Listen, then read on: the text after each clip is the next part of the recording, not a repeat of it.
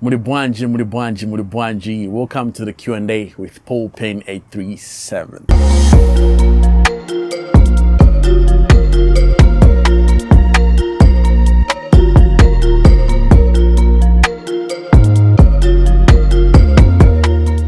Welcome, guys. So I recently posted on my Facebook asking you guys to ask me any questions, and I'll turn that into a video answering your questions.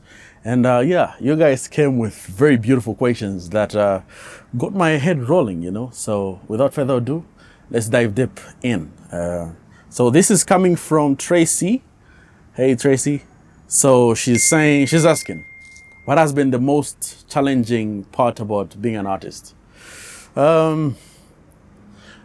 The most challenging part about being an artist, to be honest, is the pressure that comes with it, you know, and there's just a lot, to be honest, that goes around being an artist in general. You know, you need to look at a lot of certain things, you know, just us having this whole thing, you know, we need to plan, we need to put in, there's like a lot of thought process to it, right? So I would say that would apply to even myself. The most challenging part, to be honest, is being in a place where I have ideas that I need to execute, right? But because I don't have enough fans, I can't execute those ideas. So I have to use whatever that I have at my disposal to execute the ideas that I have, you know. And the other part, again, is writing songs, you know. There are moments when I will be in the studio and nothing happens, you know, like sit there for hours and I'll be playing with the beats over and over for hours and nothing will pop up. I think those are some of the most challenging parts. Yeah. The next question comes from Silly Shebo. What up? So she's asking, what's your process for dealing with performance anxiety if you have experienced any? That's a nice one.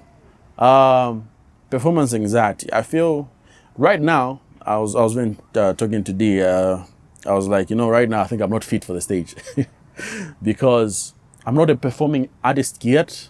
I'm only a recording artist, because I feel performing artist also comes with there's a skill, and it also comes with rehearsing. You know, there's a lot involved, of which, to be honest, I haven't done that for a while, so I wouldn't. I think for now that's one thing that kicks my mind and makes me, you know, juggle a little bit of my edges, because I need to think about how am I going to be on stage, how am I going to perform, right? So I never deal with it completely because it keeps coming back most of the times, you know, so it's something that never goes away, to be honest. If I say there's this fundamental ground that I normally like I've mastered the skill and everything of how to deal with it, I would lie. I deal with it on a daily. Let's say if I'm going to perform, I normally have anxiety and nervous. Like, I'm always nervous sometimes. I'm mostly nervous, and the anxious part also comes in, you know. So it's something that that's just part of the things that we do, you know. Ask 3/4 of the speakers and artists, they'll tell you, you know. So never deal with it completely. Yeah. The other question again comes from Tracy. She's asking, what has really helped you to stay calm despite the criticism from society? I think it's locking myself away. I'm the most introverted person you ever find. I'm joking, but I try. I'm not good with exposing myself to the world, because I know what the thing that I carry, what it brings. You know, it brings a lot of things that I need to combat, you know. So most of the times I'm mostly just in my own bubble, and I'm mostly in my own cave. So the negativity is always there, but it's always about finding ways I can deal with it. And mostly it's not give it much attention, because I feel the longer I give it my attention, the more I give it power, you know. So I have to always be in a place where I don't concentrate much on that, you know, because it really eats me up, you know. So I always dwell on the positive side, and always just like being around the people that I love, you know, really helps me a lot. The next question again comes from Silly Shebo. Silly Shebo and Tracy, you guys were on fire, man.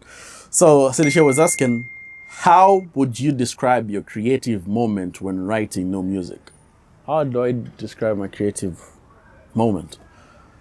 I feel the most creative moment is when things are just flowing, you know, when things are just coming to me without me even trying so hard to like think about lines and all that kind of stuff. There are songs, to be honest, that I've written within 30 minutes, and there are songs that I've written for days. A song has taken me a month, you know, so there are moments when I write a song within an hour, within 30 minutes. To be honest, those are moments I wish could last me forever, because, you know, there are days when I just want to, you know, like write a song and I just can't be in that zone where I can produce results. So, yeah. My next question is coming from Fred Gift Sakala. Shout out to you. He asked a very interesting question. Who is your pastor? Nice one. My pastor, who's also a reverend, is Reverend Stuart Mbewe from Lusaka Central Baptist Church. The next question is coming from Priscilla Nkonde. She's asking, have you ever found yourself too occupied with other serious stuff, and then you find yourself losing focus on your dreams, talent? If yes, then how did you handle that? Yes, there was a moment when I lost sight of what I do. And this, I think, was a time when I was just going through a lot, you know. My life was just like in jeopardy. And I was forced to choose whether I should be like working or also balance the idea of me focusing on my dreams, because I feel, you know, balancing work life and your goals is crazy, you know. So there's a moment I lost sight of it, you know, but that's why you need to have people who are close to you, who are able to, you know, pull you back and help you say, you know, what you have is rare. You know, what you have is something that you need to get back. But again, you can't always just rely on people, right? You also need to want it yourself. So there's a moment when I lost it all, but one thing I need to, what that got me going is always reminding myself why I started. You know, I think that bagged the biggest question for me to get back on my toes. So it's always, what made you start? Like, why did you start this whole thing? Why? Why is very important. When you have the why, you know, the how, whatever sorts itself out. So I think for me, that's the most important question that made me get back to my toes and yeah, just keep on chasing what I love. Still on Priscilla, she asks again, how do you always find your way back to what defines you every time? What defines you every time your focus is disturbed? I think, again, getting back to what you said, or what I answered, right? It's always why you started the whole thing, right? And I feel like passion and the love for it always has to be there, because there are moments when you feel like not doing it. So the passion and the love always has to be there. And you need to have the drive for it, because trust me, there are moments when I wake up not feeling like doing it, you know. There are moments when I feel like just giving up, you know, because it's too much, you know. So yeah, the why did I start this, and the love and the passion for it always keeps me going. Yeah. Thank you so much, guys, for participating in the Q&A. Looking forward to more questions. I think we'll be doing this. I'll be posting the question, then you guys would be posting your questions in there, you know. So looking forward to doing this even way more. So thank you so much to each and everybody who are asking questions. Looking forward to some of you who haven't asked. And yeah, so make sure you're following me on TikTok, Facebook, Instagram, and YouTube at Payne837. Thank you so much from me and the whole team. Sayonara.